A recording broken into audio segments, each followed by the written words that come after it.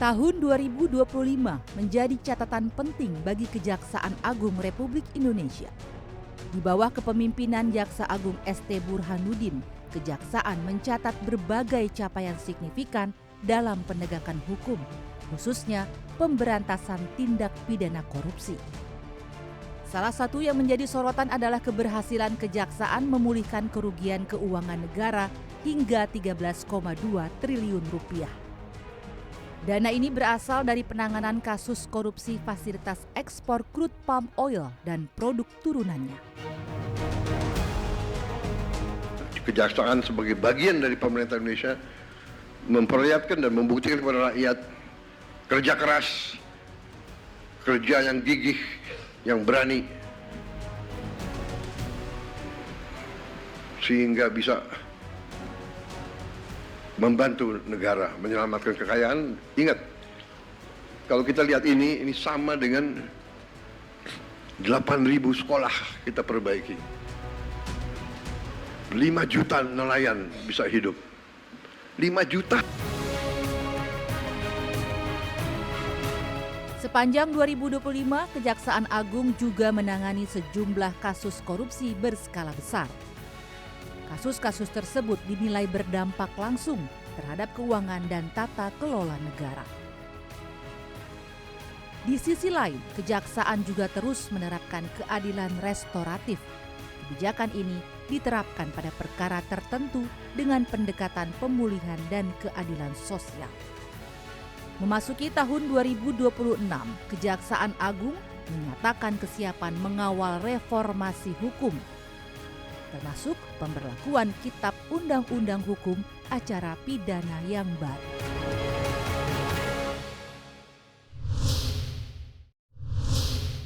Di tahun 2025 ini, Kejaksaan Agung Republik Indonesia memasuki babak yang sangat penting dalam pencapaiannya. Dan di bawah kepemimpinan Jaksa Agung RI, Bapak ST Burhanuddin, ada banyak sekali catatan-catatan mengenai prestasi dan juga capaian yang strategis di tahun 2025 ini. Di tahun 2026 nanti akan ada reformasi hukum nasional dan juga penerapan KUHAP terbaru. Lantas seperti apa peran dan juga strategi dari Kejaksaan Agung nanti? Langsung saja kita akan telisik bersama. Saya akan berbincang-bincang dengan Bapak ST Burhanuddin, Jaksa Agung Republik Indonesia. Selamat pagi Bapak, apa kabar? Pagi, alhamdulillah sehat. Sehat. Gimana Pak, akhir tahun makin sibuk? Iya, biasa lah ya, sibuk Desember agak meningkat. Agak meningkat ya loadnya, tapi yang pasti tetap semangat untuk Ya harus. penegakan hukum di Republik Indonesia. Oke, Pak Burhan, ini kita sedang di akhir tahun 2025. Di penghujung tahun ini, selama 360 hari disebut sebagai transformasi kejaksaan. Bapak, kalau kita boleh merangkum, Pak, menurut Anda sendiri sebenarnya apa capaian-capaian yang harus kita highlight dari Kejaksaan Agung RI selama 2025 ini? Tentu saja capaian dalam penanganan perkara korupsi. Itu karena masyarakat menilai kinerja kejaksaan itu ukurannya adalah apabila kejaksaan dapat membuktikan suatu perkara korupsi. Itu yang menjadi garis besarnya, bahwa masyarakat, sebenarnya kan pekerjaan kejaksaan bukan hanya pidana khusus saja, bukan pengungkapan korupsi, pidana umum yang ribuan, bahkan puluhan ribu perkara yang ditangani. Kemudian ada perdata dan tata usaha maksudnya. Itu juga banyak pekerjaan-pekerjaannya. Tapi masyarakat tetap menilai bahwa indikator keberhasilan pencapaian kinerja kejaksaan adalah apabila kejaksaan bisa mengungkap perkara korupsi. Oke, jadi pengungkapan kasus korupsi ini menjadi salah satu hal yang menjadi fokus dari Kejaksaan selama tahun 2025 ya, Pak? Ya, pada dasarnya keseluruhan kita sama. Tetapi kita lebih memfokuskan lagi adalah bagaimana kita mengungkap perkara. Kita sadar bahwa negara ini masih katanya belum bersih. Masih banyak perkara-perkara korupsi yang belum terungkap. Oke. Apa kesulitannya Pak selama tahun 2025 itu? Kesulitan sih tidak terlalu kesulitan. Yang pasti mungkin soal sumber daya manusia. SDM-nya kurang. Tidak kurang. Kita terus tambah terus SDM, tetapi kemampuan Oke. kemampuannya yang bertanya akhirnya kan kita harus mendidik terus, kita didik terus. Karena akhirnya mungkin Mbak lihat, ya, Bayu lihat peran perkara di Kejaksaan Agung mungkin dengan di daerah lain.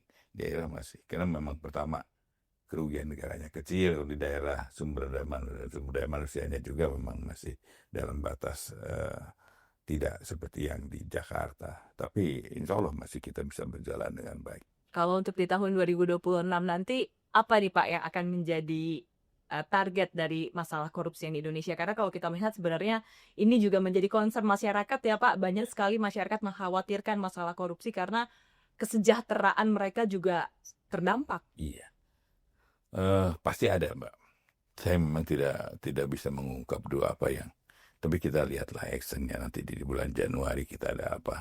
Sudah disiapkan Tapi di Januari. ya pasti kita di bulan Januari, bulan awal kita akan melihatkan bahwa yang pasti kita akan selalu mengungkap yang cukup lumayan untuk negeri. Itu adalah hal yang sangat kita tunggu, Pak. Bagaimana pengungkapan kasus korupsi dari Kejaksaan Agung RI. Tapi Pak, kalau kita melihat juga seluruh program-program yang dijalankan oleh Kejaksaan Agung, ini kan pastinya harus selaras dengan visi misi dari Presiden Prabowo begitu.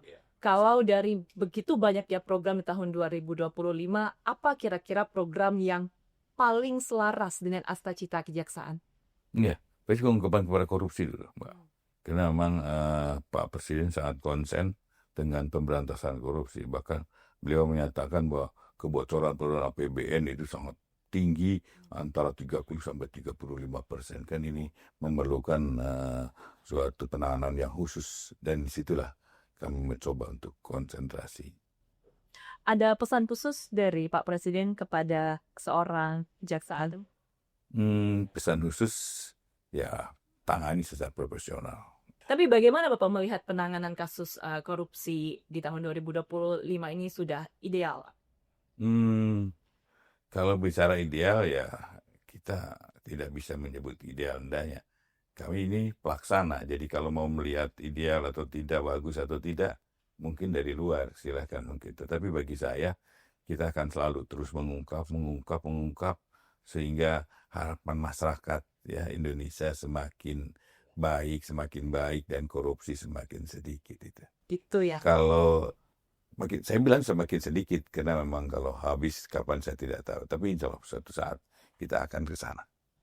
Pastinya yang diharapkan oleh masyarakat adalah sampai benar-benar tidak ada, tapi masih panjang pastinya perjalanan ke sana ya Pak. Memerlukan waktu. Saya tidak nyebut panjang juga, memerlukan waktu. Oke. Pak Burhan, ada satu filosofi yang menarik mengenai arah kebijakan Kejaksaan Agung, yaitu adalah berkeadilan, humanis, akuntabel, dan juga modern. Bisa dijelaskan tidak Pak filosofi ini?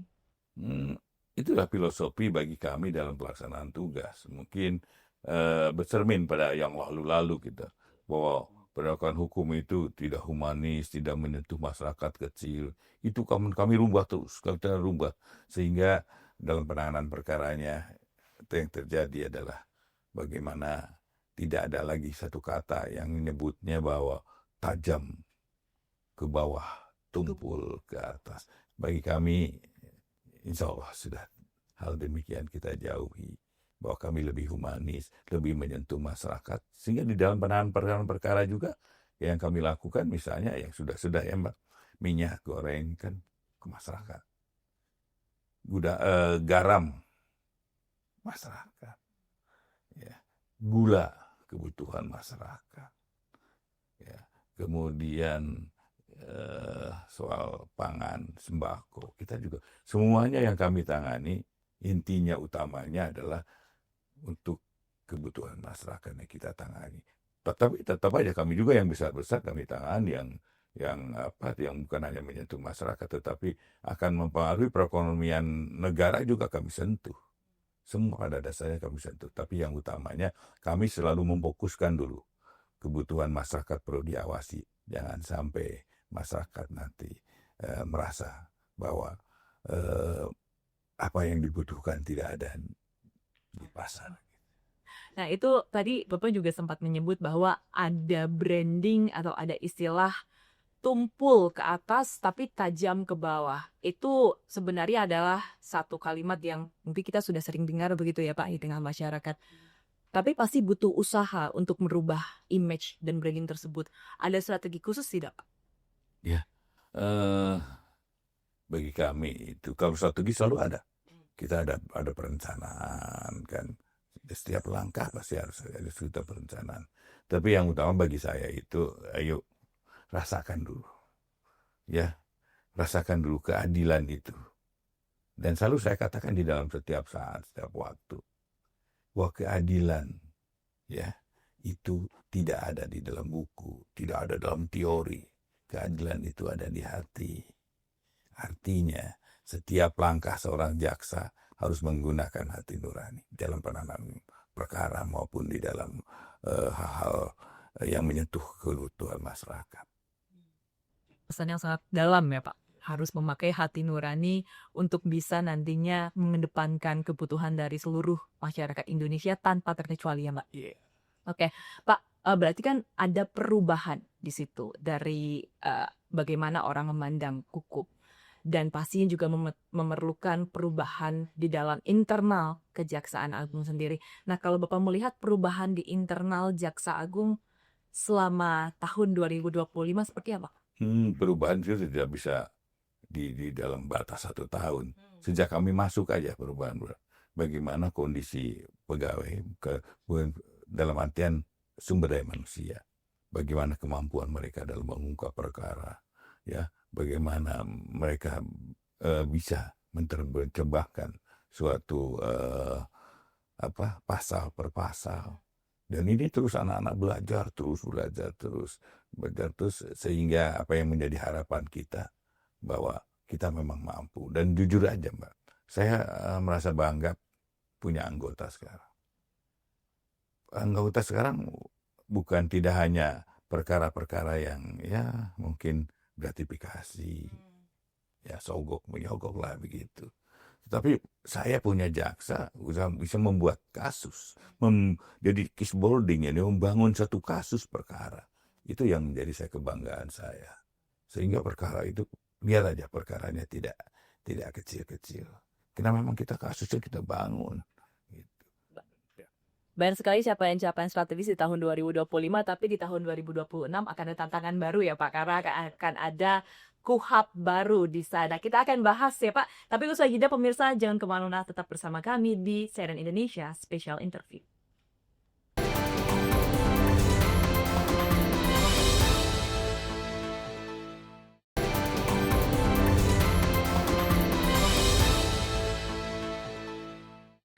Terima kasih Anda masih bersama kami di CNN Indonesia Special Interview bersama Jaksa Agung Republik Indonesia Bapak ST Burhanuddin. Bapak, kita dalam hitungan minggu akan memasuki tahun 2026, akan ada KUHP baru yang diterapkan di tahun 2006. Saya ingin bertanya terlebih dahulu, bagaimana pandangan Anda sebagai seorang Jaksa Agung terhadap KUHP 2026? Ya, jujur aja, kami sebagai pelaksana, senang aja dengan undang-undang baru, apalagi ini produk hasil bangsa Indonesia. Artinya tidak ada lagi suatu pemikiran, ya penghukuman itu kayak zaman dulu kan penjajah, ini sudah kita udah hasil produk negara Indonesia. Jadi ini betul-betul nanti mudah-mudahan, dalam arti mudah-mudahan hasilnya sesuai dengan harapan masyarakat tadi. Pak, ini juga yang salah satu paling banyak disebut di 2025 adalah tentang restoratif justice. Kalau Anda melihat bagaimana penerapan restoratif justice di tahun 2025 ini, menurut Anda sudah sesuai dong? 2025 Ya. 2025. Ya, tentunya kita justice itu pada waktu itu kita mencoba ini kan kami meramu bagaimana restoratif justice Indonesia bisa diterapkan dengan bisa gitu. Dan setiap saat kami akan coba perbaharuinya sehingga produk ini bisa betul-betul menyentuh masyarakat. Bisa hasilnya betul-betul dia sesuai dengan harapan masyarakat dan tentunya ya sesuai dengan keadaan rasa adil yang ada di masyarakat. Oke. Dengan restoratif justice itu sendiri kan sebenarnya lebih menekankan unsur manusiawi, musyawarah begitu. Anda melihat ini sebagai cara yang baru untuk menegakkan hukum di Indonesia? Enggak baru-baru juga enggak, karena banyak penyelesaian perkara yang secara adat juga adalah betul-betul bisa mengembalikan rasa keadilan yang di masyarakat yang pernah tercoreng dengan satu perkara. Ini sudah bisa di Indonesia sudah berjalan hukum adat begitu. Oke. Nah, dengan penerapan restoratif justice ini, menurut Anda apakah ini prinsipnya akan bisa membangun kembali kepercayaan publik, Pak? Ya. Memperkuat kembali. Mudah-mudahan, Mbak. Mudah-mudahan.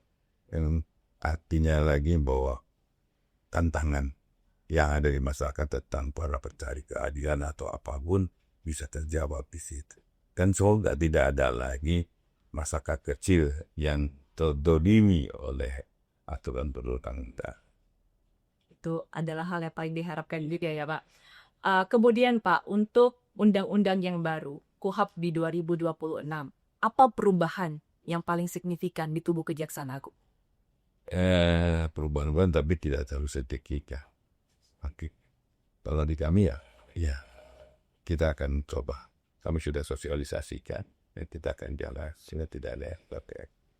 Oke, untuk peran juga semuanya akan sama saja seperti di tahun 2020. Kalau betul kalau kami baca tidak terlalu jauh. Baik. Nah, kalau dari internalnya sendiri, Pak, apakah ada perubahan transisi menuju tahun 2026 nantinya? Ya, kalau soal kesiapan kita berlakunya KUHP, kita sudah sosialisasi. Bahkan kemarin kita ada suatu kerjasama ya, jadi dengan kepolisian, dan tentunya ini akan lebih mengisi ada rongga-rongga kosong di dalam undang-undang KUHP baru atau KUHP baru. Untuk mengisi rongga-rongga kosong lah, kami lakukan dengan MOU itu satu kerjasama dengan kepolisian sehingga di dalam nanti pelaksanaannya bisa berjalan dengan kita harap. Oke, berarti sudah ada koordinasi dengan lembaga lain juga ya, Pak? Selain kepolisian, apakah ada lembaga lain yang... Sementara ini baru dengan kepolisian. Namun diharapkan ke pengadilan, tapi nanti kita akan lihat apakah mungkin kita berbeda dengan pengadilan. Ya. Oke. Pak, bagi seorang Jaksa Agung Republik Indonesia, seberapa optimisnya Anda melihat nanti akan ada reformasi hukum di tahun 2026 untuk penegakan hukum yang akhirnya nanti semakin substantif? Ya, setiap orang, setiap anak bangsa ini harus berdoa diri pasti. Dan semoga kita dan tiap hari lebih baik dan lebih baik. Oke. Nah, kalau misalkan dari penerapan KUHP di tahun 2026 nanti, apakah Anda melihat nantinya akan ada kolaborasi lain yang bisa Anda lakukan antar lembaga? Karena kan ini pastinya ada penerapan hukum yang lebih humanis dan lain sebagainya. Ya bisa aja, bisa terjadi. Karena dalam rangka mengisi kekosongan itu memang ada. Lakukan kita ini berintegritas dengan semua pihak. Kita bisa saling mengisi dan pihak sehingga menjadi kekosongan hukum itu kan pasti ada. Tidak ada hal yang sempurna. Jadi jangan dulu berpikir, ini adalah produk yang sempurna. Tidak ada. Yang sempurna adalah yang Allah. Ya, jadi kita akan selalu kekosongan itu dengan kerjasama antara pihak, kerjasama antara institusi, kerjasama antara penegak hukum. Nah, kemudian nanti di tahun 2026 apa Pak yang apakah Anda ingin menjadi target-target dari Kejaksaan Agung itu apa Pak? Apa yang ingin masyarakat melihat Kejaksaan Agung? Masyarakat ingin masyarakat itu menginginkan kejaksaan lebih baik lah, terutama dalam pemberantasan korupsi dan tentunya adalah perlindungan hak-hak, perlindungan hak terhadap masyarakat dan perlindungan bagi para pencari keadilan. Perlindungan itu yang penting untuk seluruh masyarakat Indonesia. Kita nanti akan membahas lagi, kalau tadi sudah banyak capaian-capaian di tahun 2025, kita akan melihat ke 2026, bukan mungkin sebagai Jaksa Agung, tapi saya katanya secara pribadi juga, Pak, kira-kira nanti apa yang ingin dicapai di tahun 2026, boleh ya Pak ya? Oke, kita akan jeda sejenak, pemirsa, jangan kemana-mana, tetap bersama kami di CNN Indonesia Special Interview.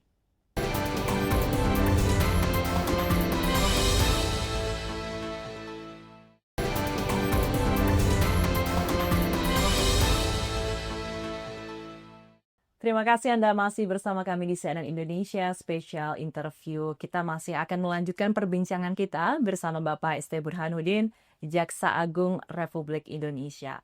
Pak Burhan, izin Pak, ini adalah pertanyaan yang sepertinya sedang happening, Pak, mengenai kasus tambang dan juga kasus kebun yang kita juga melihat ini adalah ditangani oleh Kejaksaan Agung Republik Indonesia.